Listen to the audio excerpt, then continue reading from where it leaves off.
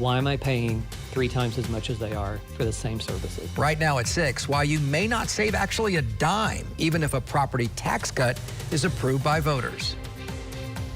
All new at 6. What happens to you, your home, and your tax bill if voters approve a property tax cut on next year's ballot? We're going to look into that. Good evening. I'm Greg Warmoth. I'm Martha Sagowski. We just received new information from Orange County, and Channel 9's Nick Pampantonis is scrutinizing all of those numbers. And Nick, you crunched the numbers for us and found a property tax cut might not put any extra money in your pocket.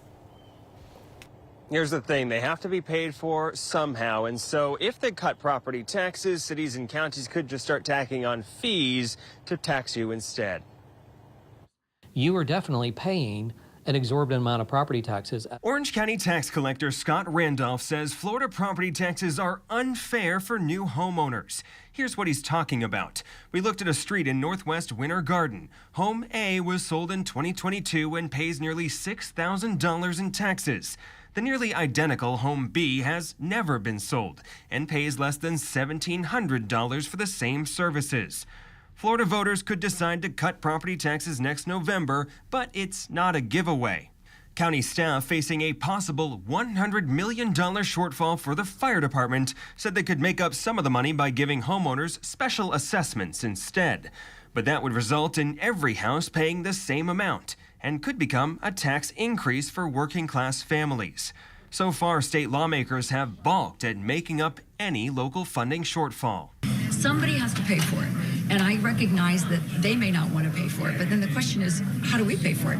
Randolph believes there is a middle ground with some of the more moderate proposals, like giving homeowners a 25% exemption. That move could double the average homeowner's tax break. He said Orange County could afford it because it would still collect more taxes than it did just 2 years ago. And I think if they address the fairness and the equity, everything else will fall into place.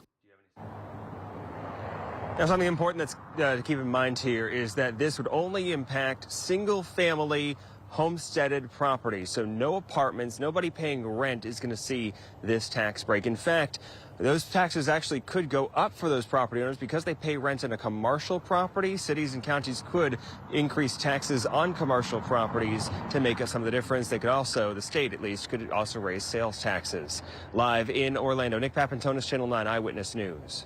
We're continuing to track Tropical Storm Melissa.